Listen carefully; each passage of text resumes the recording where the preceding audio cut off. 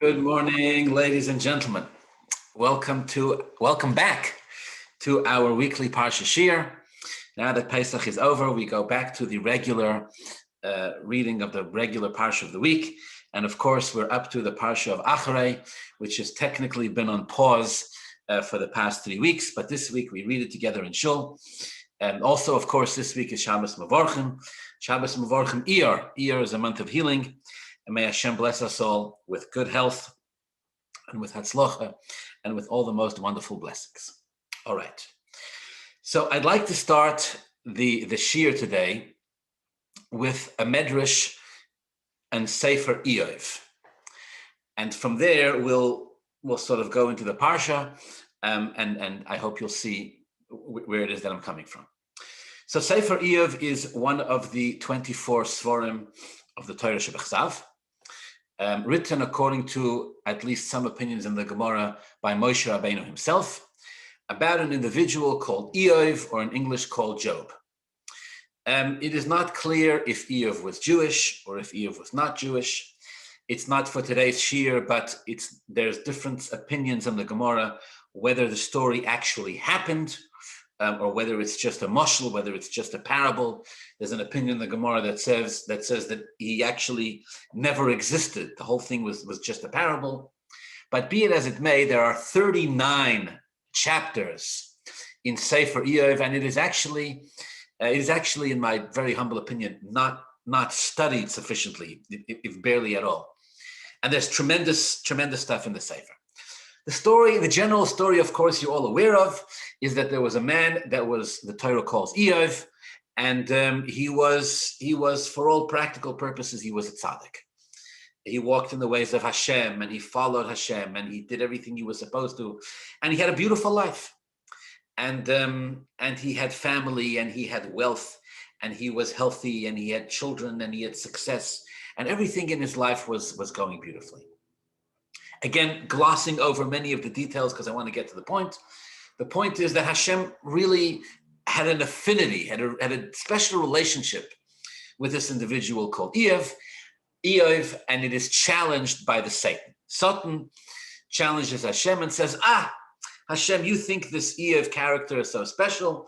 You think that he's such a big believer. You think that he's so committed and dedicated to you, Hashem. It's so easy, said the Satan to Hashem, for Iyov to be a believer and to follow in your ways. After all, he has such a wonderful life. Everything he touches turns to gold. I mean, he has got health and wealth and family and gesund and nachas, and he married off all his children, and they made beautiful shidduchim with Rosh Yeshivas and with yichus and with gelt and covered and everything. I mean, you couldn't ask for more. The Satan argued that Iyov was only committed because he had never been tested.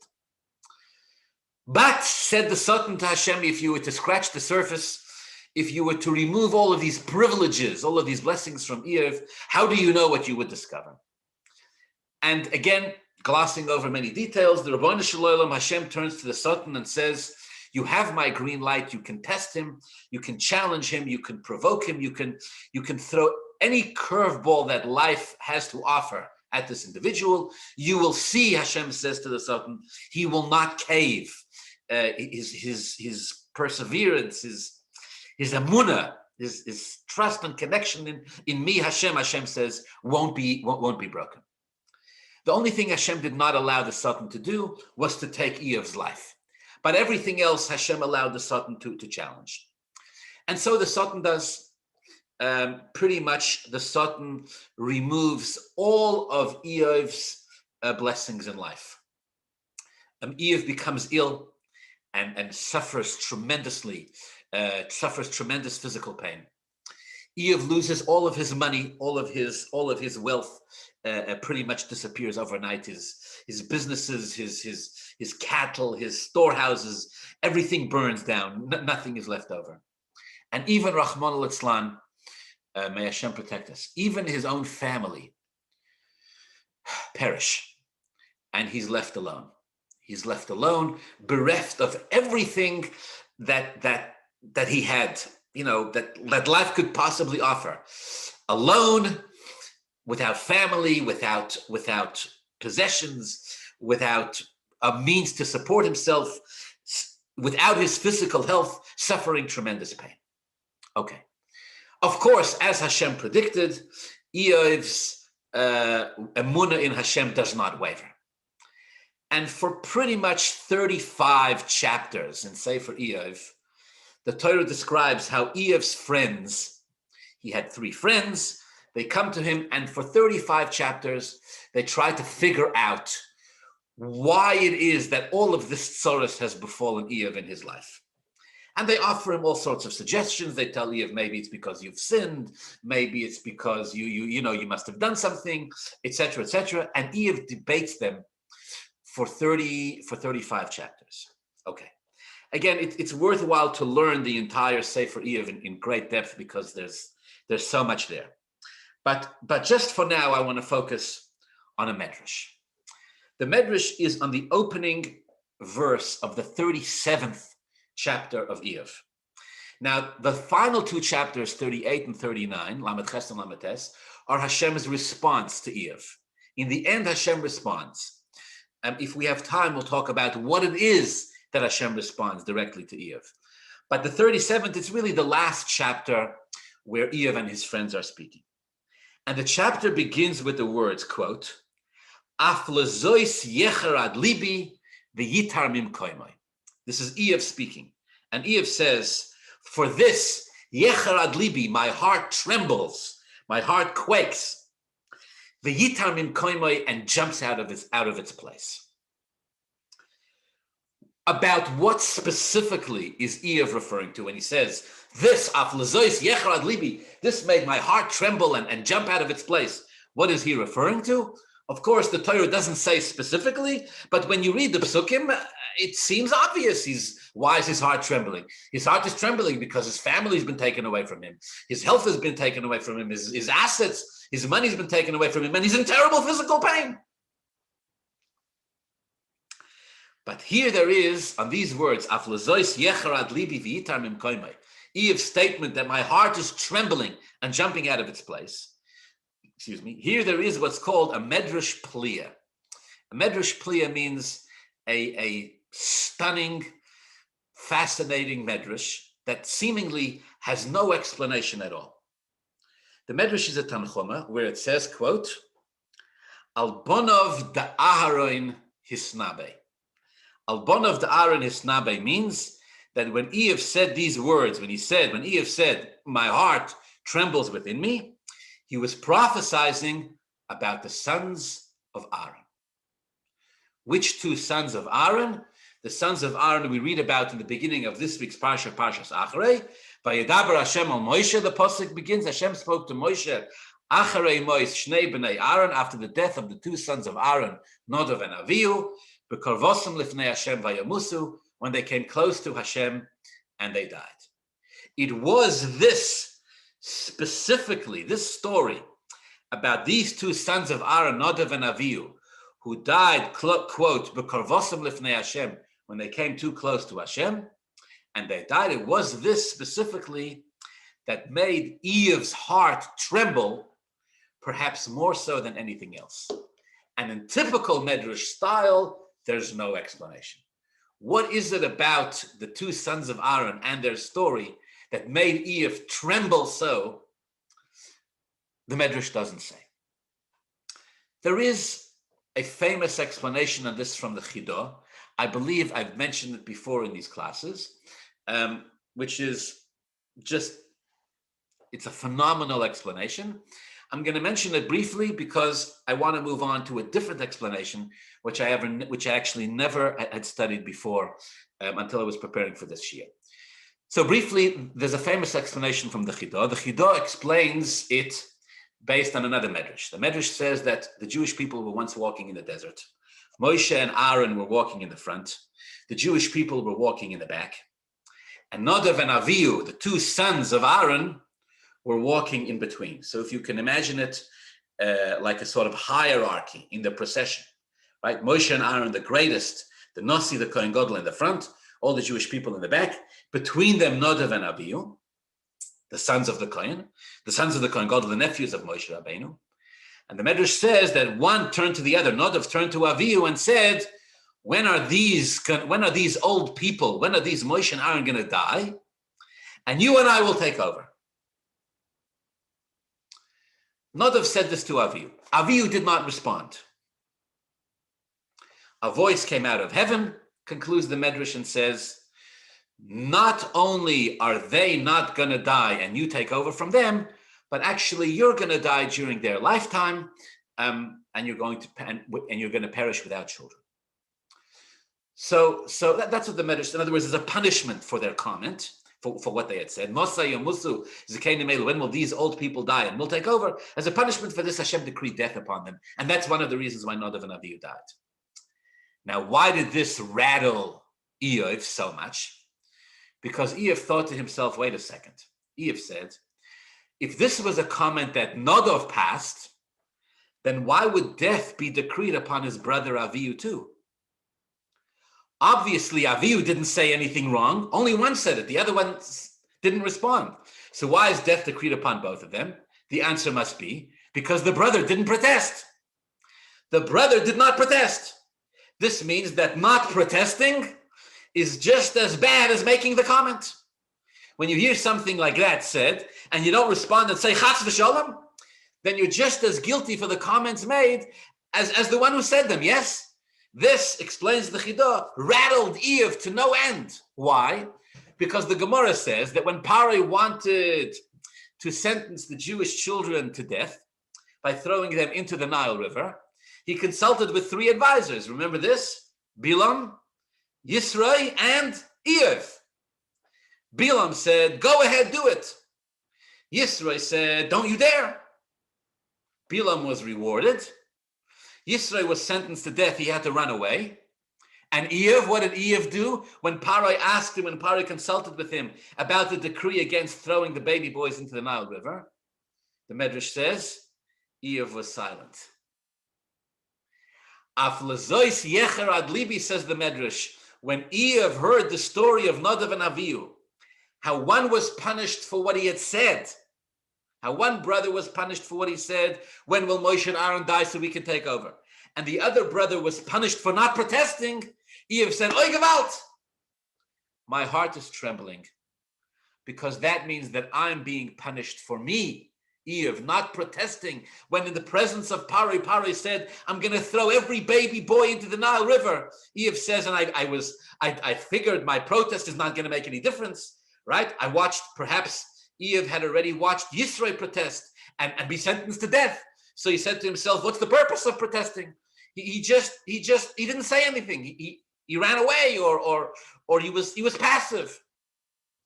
Iyov said, but from the story of Nadav and Avihu, I can see that not saying anything when at the right time, not saying anything when something needs to be said, can be held as a capital offense as well.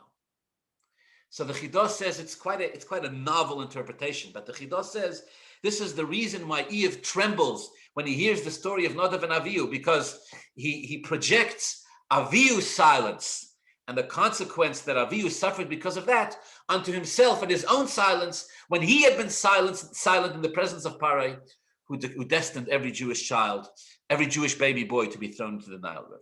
All right, this is, again, I believe I've shared this in the past, but it's an incredibly telling interpretation in its own right, because it's there to remind us that sometimes silence can be just as catastrophic. Not protesting, not objecting when certain statements are made at the right time can be just as dangerous as the hateful speech in the first place, right? Who was it that said that for evil to be successful, Rahman al-Islam, for evil people to get their way in the world, all that's really necessary is for the good people to be quiet. If the good people are quiet, then the evil people will succeed. So the Chidah says this is the reason why Iyov was so afraid when he heard the story of Nadav and Avihu, when he read the story of Nadav and Avihu, because of the catastrophic implications of silence. Perhaps Iyov saw this as a justification for what he himself was going through, right? If Nadav and Avihu were killed by Hashem for their statement and its silence, perhaps this is why he himself had been through this. All right, this is it's a very brilliant and novel interpretation. It's also very famous. This morning I found another interpretation of this medrash on the opening pasuk of Parsha Acharei from one of the Rishonim known as the Daas Zekeinim. I actually want to read it to you because it's so powerful the way he writes it. And then I want to try to explain. Omar Rav Acha bar Zeira, he quotes the Medrash that Rav Acha, the son of Zeira, stated, Zehu she'omar Iyov, af lezois yecher ad libi v'itar mim koimai. The statement of Iyov, the opening verse, chapter 37 of Iyov, af lezois yecher ad libi, my heart trembles, quakes, v'itar mim koimai, and jumping out of its place, referring to the sons of Aaron. V'hoyu bonav shel Aaron doima lamata, says the Daas Zekeinim. Could the sons of Aaron be worse off? He says the Daas Zekeinim. Iyov is wondering. Iyov is reading the story of Nadav and Avihu and he's trying to figure this out. He said, are the sons of Aaron any worse off than a staff, than a stick? Sharei amata nichnas lifnai v'lifnim. Shenemar v'yotzei perach. Later on we'll read that staffs were placed into the Holy of Holies in the story of, after the story of Korach. And they survive. In fact, in the case of Aaron's staff, it blossoms. So if Aaron's staff made it into the Kodesh HaKadoshim and then emerged, and not only it didn't perish, but it blossomed, are the sons of Aaron any worse off? Are they any less deserving than a staff, than a stick? V'gam, says the Daas Zekeinim, and also Iyov is wondering, listen to these words. Titus Harasha, one of the greatest anti-Semites of Jewish history, one of the most savage beasts, one of the ancestors of Hitler, Yamach Shemoy, is a man the Gemara refers to as Titus Harasha, who was physically responsible for the destruction of the second Beis HaMikdash. Gam Titus Harasha, says the Daas Zekeinim, Iyov, his heart is trembling. He says, Titus Harasha, quote, Nichnas b'shalom v'yotza b'shalom, entered into the Holy of Holies in peace, in health, v'yotza b'shalom, and emerged in health. U'bnei Aaron, and the sons of Aaron, nichnasu b'shalom v'yotzu srufim. The Pasuk says the sons of Aaron died bekarvosam lifnei Hashem vayamusu, because they came too close to Hashem and they died. One of the explanations of this is they entered into the Kodesh HaKadoshim. Says the Daas Zekeinim, Iyov is reading this and his heart is trembling because he's wondering to himself, are the sons of Aaron any worse than sticks? The sticks went into the Kodesh HaKadoshim and one of them blossomed, and the rest, they didn't blossom, but they emerged okay. Why should the sons of Aaron be worse than that? What about Titus Harasha? What about Titus, this beast of a human being? Nichnas b'shalom v'yatza b'shalom. He entered into the Holy of Holies in peace and left in peace. Ubnei Aaron nichnasu b'shalom v'yatzu srufim. And the sons of Aaron entered in peace and they emerged, srufim, burned. Only their bodies were removed. They were taken out of the Kodesh HaKadoshim dead. How is this possible? Iyov is wondering. It gets better. Continues the Daas Zekeinim, Zeu Shomar HaKosav. This is the meaning of the verse in the end of chapter 78 of Tehillim. By divine providence, it was actually a capital Tehillim that we said in Shul in Sharet Tefillah this morning. Zeu Shomar HaKosav. This is the meaning of the verse. Bachurov ochlo eish. The young men ate fire, were consumed by fire, were eaten by fire. Uvesuloisav loihu lolu, and the young women did not get married. Lomo bachure bnei Aaron ochlo eish. Why were the young men, the bachurim, the bachelors, the sons of Aaron, consumed by fire? Lefisha besulois loihu lolu, because the young women, the virgins, were not married. Shaharei kama besulois nois yoshvois. How many beautiful young women are sitting agunois, alone. Agunois here doesn't mean that they don't know where their husbands are because they're besulais. Besulais means they're unmarried women, never been married. Agunais means chained. Umamtinois lohem, waiting for the young men to marry them. In this case, Nadav and Avihu. Veheim Omru, and Nadav and Avihu refused to marry them. Why not? Omru, they said, quote, Achi Avinu, the brother of our father, Moshe Rabbeinu, Melech, is the king of the Jews. Avinu, our father, Aaron, Kohen Gadol. Achi Imenu, the brother of our mother, Nachshon ben Aminadav. Nossi is the prince of the most powerful tribe, Yehuda. Anachnu Sganei Kahuna. We are assistants to the Kohen Gadol. We're Kohanim. Eiza Isha Hahigenes Lanu. Which woman is good enough for us? Ulakach lo nosu. And for this reason, they did not get married. Umeisu b'lo bonim, and they died without children. Venerally concludes the Daas Zekeinim, it appears to me, Dehainu de Mahader Kro Vayamusu Koloimar b'lo zikaron. This explains a redundancy in the verse, the opening verse of Parshas Acharei. If you remember the verse, it says, Hashem spoke to Moshe after the death of the two sons of Aaron. But Hashem, they came close to Hashem, and the Torah again repeats the word Vayamusa when they died. So it says twice that they died. Why twice? The first one is to tell you that they died themselves, says the Daas Zekeinim. The second one is to tell you that they died without children. And no continuation. Why did they die without children? Because they didn't get married. Why didn't they get married? Not because there was a shortage of women. How many young women, single, virgins, never been married before, are sitting chained, waiting for them to marry them? They couldn't marry them because they looked at themselves and they said, we are the sons of the Kohen Gadol, the nephews of Moshe Rabbeinu, the nephews of Nachshon ben Aminadav. We ourselves are Kohanim, assistants to the Kohen Gadol. Quote, which woman is good enough for us? And so they didn't get married and died without children. They came close to Hashem Vayamusa when they died. All of this, says the Daas Zekeinim, is being perceived by Iyov. He's seeing all of this, and his heart is trembling and leaping out of its place. You see, my friends, it's like this. Iyov is absolutely obsessed with trying to understand the Rabbanu Shalom system of reward and punishment in this world. He's focused on this to the exclusion of nothing else. He's looking at himself, at his own life, and saying, I'm a good person. I'm a tzaddik.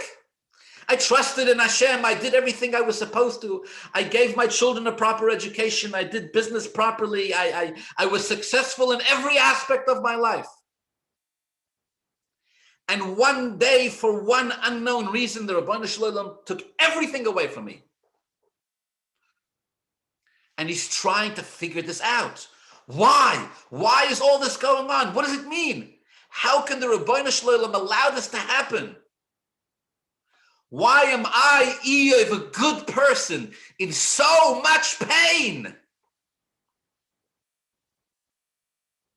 Physically, spiritually, why does it hurt so much? He's trying to figure this out.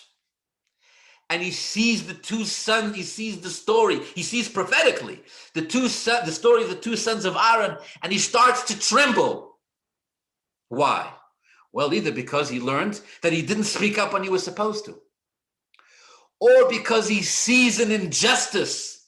He sees another example of this in history, which perhaps is even worse than his own. He sees the two sons of Aaron be cut down in a moment without any warning because they entered into the Kodesh HaKadoshim. And then he also sees, of course, prophetically, a man like Titus Harasha go into the Kodesh HaKadoshim, come out of the Kodesh HaKadoshim, and nothing happens to him. And Iyov's heart is trembling because he's saying to himself, this is not right. How can the Ribbono Shel Olam allow such a thing to happen? The two sons of Aaron should die, and Titus should live. The two sons of Aaron who went into the Kodesh HaKadoshim because they wanted to offer Ketores. They died. The Ribbono Shel Olam had such intolerance for what Nadav and Avihu did that he cut them down immediately. And Titus, who entered the Kodesh HaKadoshim for no other purpose other than to destroy it, and actually did destroy it, quote, Nichnas b'shalom v'yotze b'shalom, enters in peace and emerges in peace.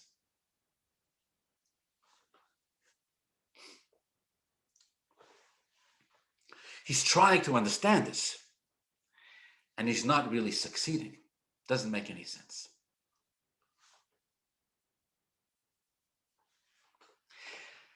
When we go to the Gemara and we read some of the details of the story, of this particular story that Iyov is seeing through prophecy, when we see some of the details that the Gemara articulates about Titus, we understand even more why this rattles Iyov, why this disturbs him to no end. The Gemara, and again, there's many details around the story of Titus. We're not going to be able to get into all of them right now. But the Gemara does tell the story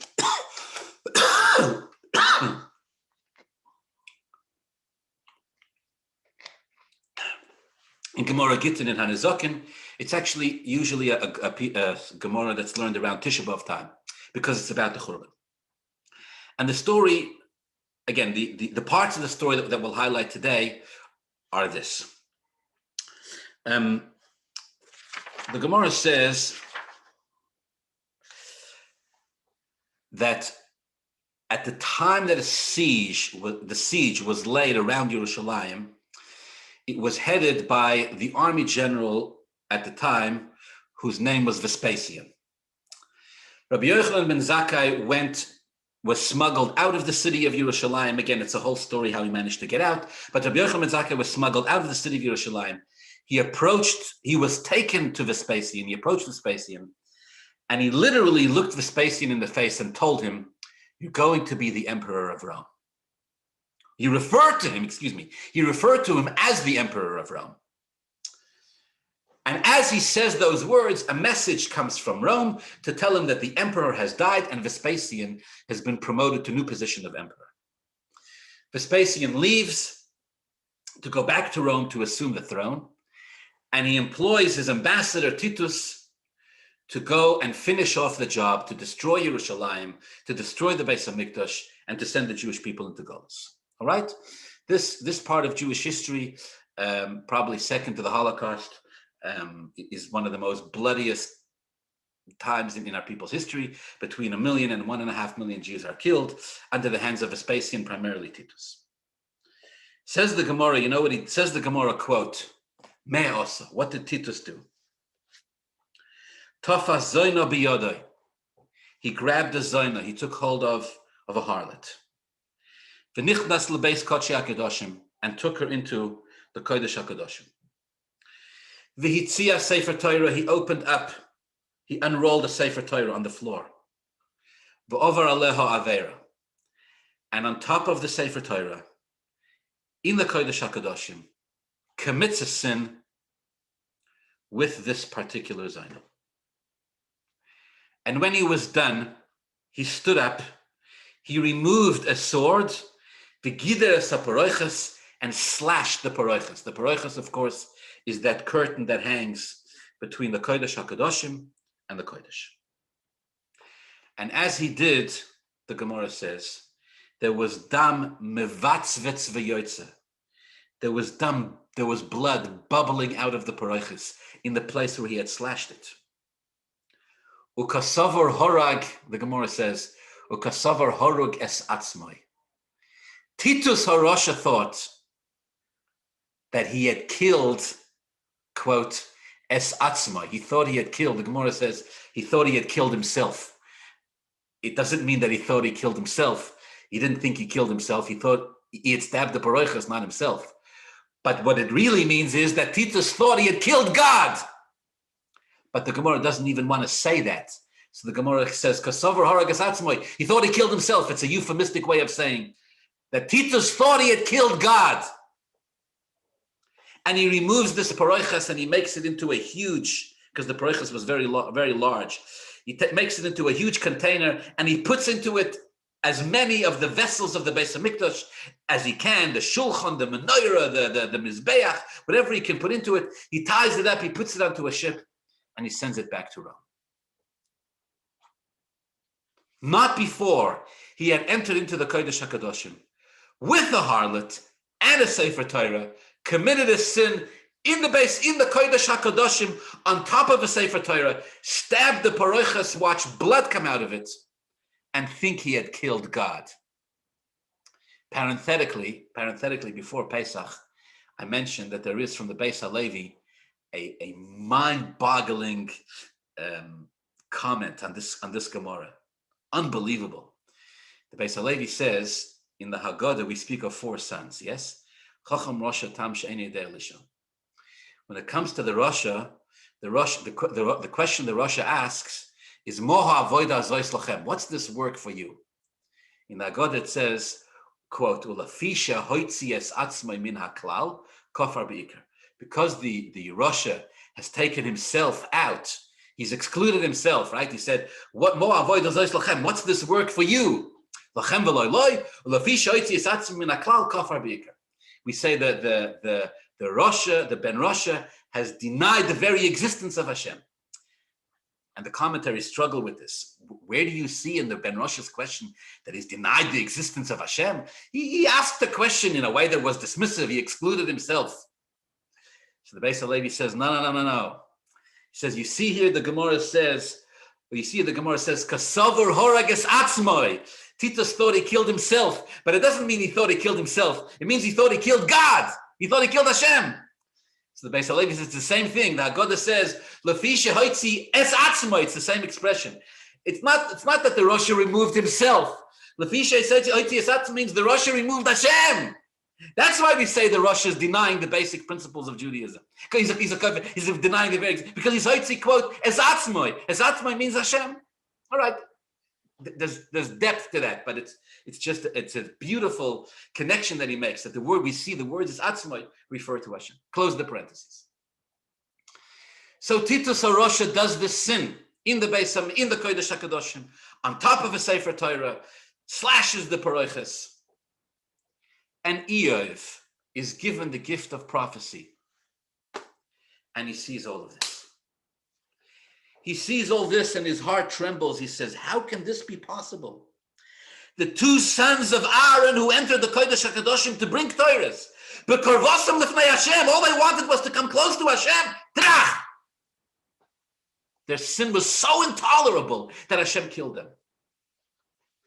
And Titus HaRasha commits a sin with a zoina in the Kodesh HaKadoshim, on top of a Sefer Torah, slashing the paroiches, thinking that he's killed Hashem. Nichnas b'shalom v'yotze b'shalom. Comes in peace and leaves in peace. So Iyov is stomping his foot in protest and saying, Af lezois yechrad libi, my heart is trembling. Rebbeinu Shalom, what's going on here? You want to explain this to me? 2 tzaddikim go into the Kodesh HaKadoshim to bring Torahs. We say, how dare you go into the Kodesh HaKadoshim? Bezois Yovei Aaron, only on Yom Kippur, and only the Kohen Gadol, and only the right set of clothing, and only to offer Torahs that Hashem commanded. Anybody else, done. Apparently, the Kodesh HaKadoshim has a no-tolerance policy so powerful that even these 2 people couldn't last a second. And with no warning, they were cut down immediately. But Titus, with a zoina in his hand and a Sefer Torah on the floor and a spear through the paroiches, which is literally bleeding, Nichnas b'shalom v'yotze b'shalom. Goes in peace and leaves in peace. I cannot accept this, says Iyov. I refuse to accept. I don't understand.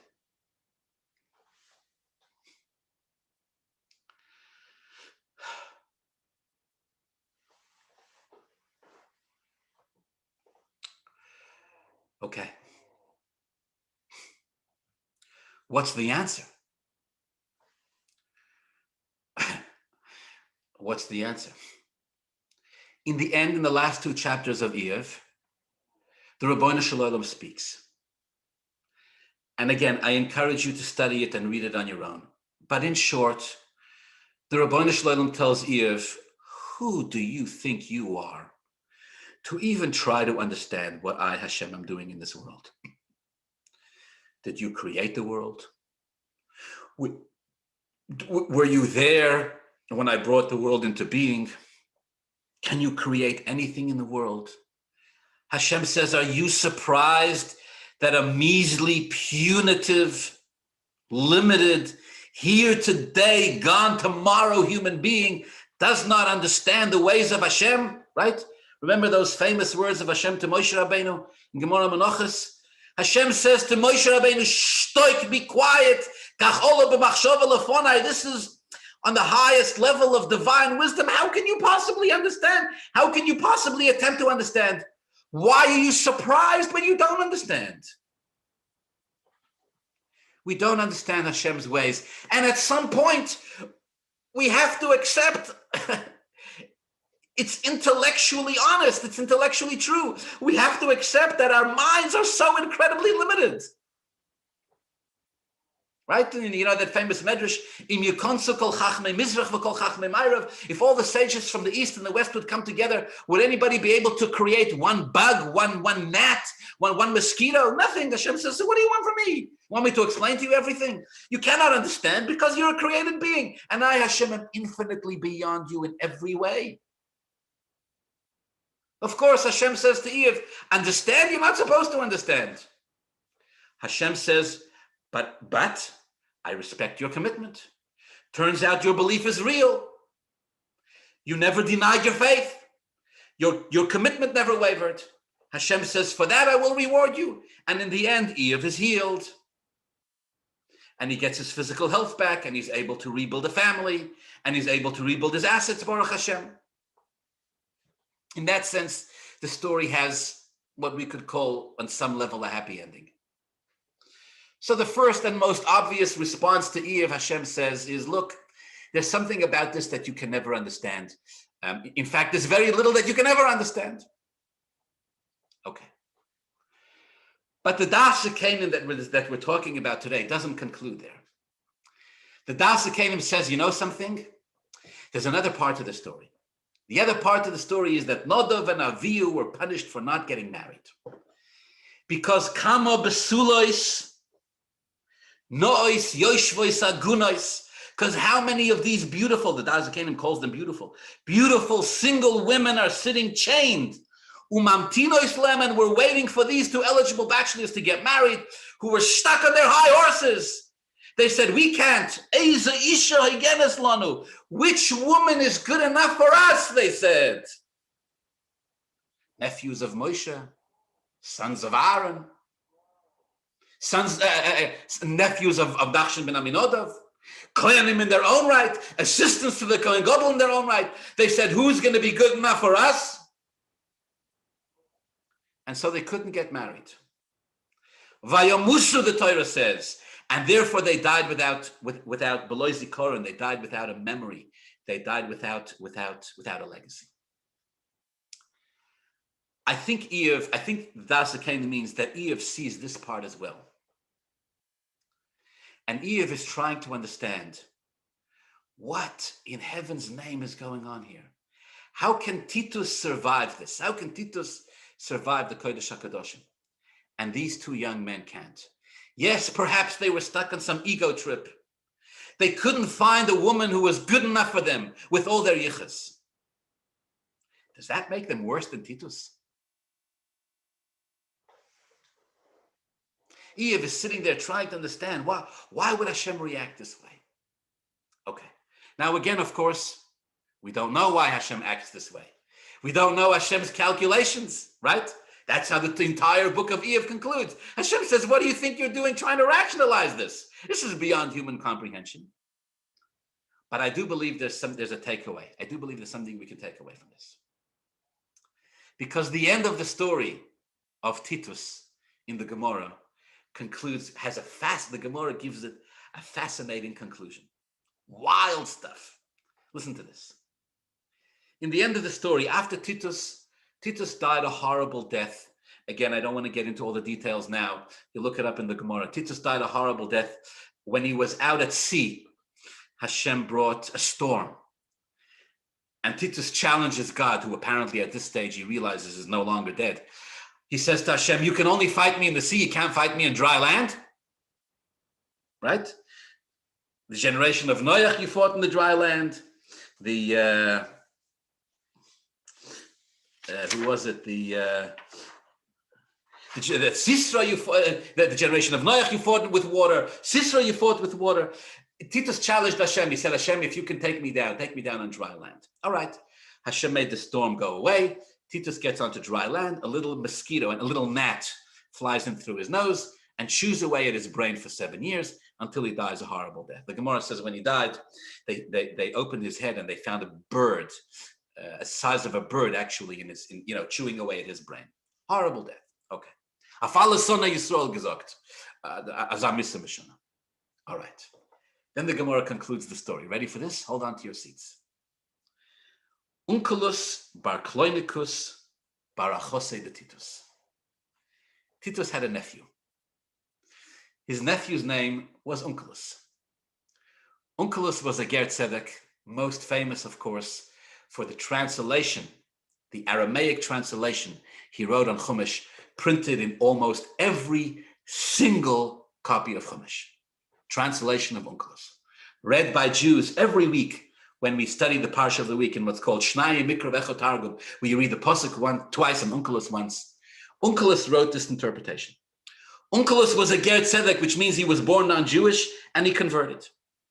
But before he converted, he consulted with 3 dead people, the Gemara says. The first one was Titus. The second one was Bilam. The third one, the Gemara does not mention by name, but many commentaries understand it to be referring to Yoshka. He consults with the soul of Titus. And Unkelus says to him, Man choshiv bahu alma. Unkelus says to his uncle Titus, his spirit, which is in the world to come, which is in the world of truth. He says to Titus, who is choshiv, who is significant, who is important in the world to come? And Titus says to him, of course, the Jews. The Jews are important in the world to come. Unkelus says to Titus, should I convert? Titus tells him, no, don't do it. Don't convert. Why not? He says the Jews have so many mitzvahs and so many laws and so many specifics. This religion of theirs is going to drive you crazy, right? And wait till you hear about Pesach and the matzah you have to eat. I'm adding that part. But Titus said to him, forget about it. There's so many mitzvahs and laws. It's not going to work. Don't do it. Unkelus says, okay, what should I do? Titus says, you want to know what you should do? Wage war against the Jews. Why? Because the Pasuk says, whoever starts up with the Jews, Hashem elevates them to a position of prominence and fame. Hashem makes them great. If you look in Jewish history, who was it that attacked the Jews? It was always the superpowers of the time. Titus told his nephew Unkelus. Titus, after his death, the spirit of Titus tells Unkelus, his nephew, don't convert, fight with the Jews. You'll be elevated to a position of prominence in this world. In this world, you'll be elevated to a position of prominence. In the world to come, the ones who are significant and important are the Jews. Baruch Hashem, Unkelus didn't listen to his uncle, and he converted, he became a Ger Tzedek. In fact, the commentaries say, although Titus tried to discourage his nephew from converting, it had the opposite effect. when Onkelos heard from Titus that in the world to come, the Jewish people are what's really important, in other words, the purpose of existence is really the Jews, this inspired him to convert, and he became it. Okay. Again, the Gemara goes on to say that he also to some degree, consulted with the spirit of Bilam, and he consulted with the spirit of another individual the Gemara does not name, etc. Okay. So what's the Gemara trying to tell us? How do we take this point home? What do we do with this? Titus, my dear friends, was a brutal, barbaric, vicious anti-Semite. Destroyed the Beis HaMikdash, committed the most heinous sins, with a zoina in his hand, a sefer Torah on the floor, and a dagger through the paroiches, through the Kodesh HaKadoshim. And yet, the Rabbanu Shalom allowed this to happen. The Rabbanu Shalom allowed it to happen. There was apparently a divine reason why this needed to go on. For some reason, the Beis HaMikdash needed to be destroyed. For some reason, the Jewish people needed to go to Golus. Please God, may this Golus and speedily in our days. Apparently, from the divine perspective, the story of Titus and everything that it involves is a part of the Jewish people's history. It plays a part. It too plays a piece, is a piece in the puzzle that we call Jewish history. The Beis HaMikdash was destroyed. The Jewish people were sent into Golus. One day, please God, it will be rebuilt. Even greater than it was before. The Gemara concludes by saying that something about Titus's life, something about his message, something about what he did inspired his nephew Onkelos to convert to Judaism, meaning to say, it's the Gemara's way of saying, look, we don't seek to justify and explain when Tzoros befalls the Jewish people, but look, in the end, the Beis HaMikdash will be rebuilt. And the Jewish people will go back to Eretz Yisrael, and they'll go back to Yerushalayim, and they'll go back to the Kodesh HaKadoshim, and the Pareches will be restored, and everything will be brought back. And Titus and all that he represented and did was just somehow a piece of that. It was a dark moment. It was darkness that can be transformed into light. Titus himself suffered a horrible death. Af alle Sono Yisrael gesagt. But as far as the Jewish people are concerned, the churban, the destruction that he brought about, we believe will one day brings us one step closer to the coming of Mashiach, where the eternal glory of the Jewish people will remain forever and never be heard again. A geula she'ein acharei golus. What about the sons of Aaron? What about Nadav and Avihu? Great men in their own right. Had noble intentions. They wanted to offer Ketores to Hashem and the Kodesh HaKadoshim. Yes, says the Daas Zekeinim. But as they looked out at Jewish women suffering, as they looked out at Jewish women who were waiting to get married, in the words of the Daas Zekeinim, Besulois, Nois, beautiful virgins, Yoshvois Agunois, sitting chained down, Umamtinois Lohem, and waiting for them to marry them. All Nadav and Avihu saw were that they saw themselves being too good for other people.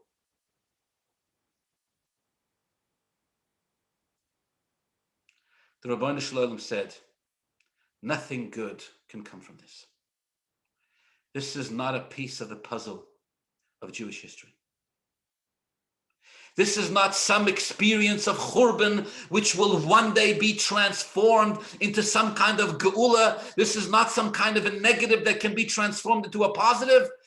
These are young men in prominent positions who do not see the pain of their sisters and brothers, the other Jewish people. I'm so sorry, says the Rebbeinu Shalom, because Possum lifnei Hashem vayamusu ein lezeh zikoron. This has no legacy. These two men, despite their best of intentions, will perish without children. Because they were too wrapped up saying, literally saying, Eiza isha hegenes lana, which woman is good enough for us? Iyov saw this and he trembled to the bottom of his boots. He said, Iyov said the Rebbeinu Shalom has created two types of negativities in the world. One type is terribly painful. One type is a churban and a Titus and a paroiches with a spear that rips through it. But amazingly, somehow, the Rebbeinu Shalom will find a way to bring it all back. We may have to wait close to 2,000 years for it. But in the end, V'lirushalayim ircha berachamim toshuv. V'sechazeno einenu, the Beis HaMikdash will be rebuilt, and the Kodesh HaKadoshim will be rebuilt, and the Paroiches will be restored. And everything will go back to the way it was, even greater than the way it was. Titus is, quote, nichnas b'sholem b'yotze b'sholem, meaning we're not afraid. The Rebbeinu Shalom isn't seeing this and saying, oh my God, this is something that shouldn't be. For whatever divine reason the Rebbeinu Shalom says we cannot understand, it's a negative which unfortunately is part of the divine plan. Why? Ask God. I don't know why. But part of the plan it is. That's one type of negativity. And then there's another type of negativity which Iyov looks out and sees. Hashem says, is not part of the plan. It shouldn't exist. It shouldn't have come about. And the Rebbeinu Shalom says, I will not allow this to endure. I'm going to cut it down. I'm going to remove it. I'm going to eradicate it, and nothing will be left of it. And you know what it is? An attitude of two sons of Aaron HaKohen who sit there and say, nobody's good enough for us. Who are we going to marry? Sons of the Kohen Gadol? We're nephews of Moshe Rabbeinu. We're just too good for everybody around us. And Hashem said, no, you're not. And I'm going to make sure that this approach has no legacy and no zikaron. Because Possum lifnei Hashem vayamusu. And they perished. Iyov sees this and says, you know something? Sometimes in life we go through challenges. Sometimes in life we go through moments where we look and we see what appears to be a Titus in a Kodesh HaKadoshim with a zoina and a spear, and everything seems terrible. It's not up to us to make the Rebbeinu Shalom's cheshbonos. That's the Rebbeinu Shalom's problem. But you know what is up to us?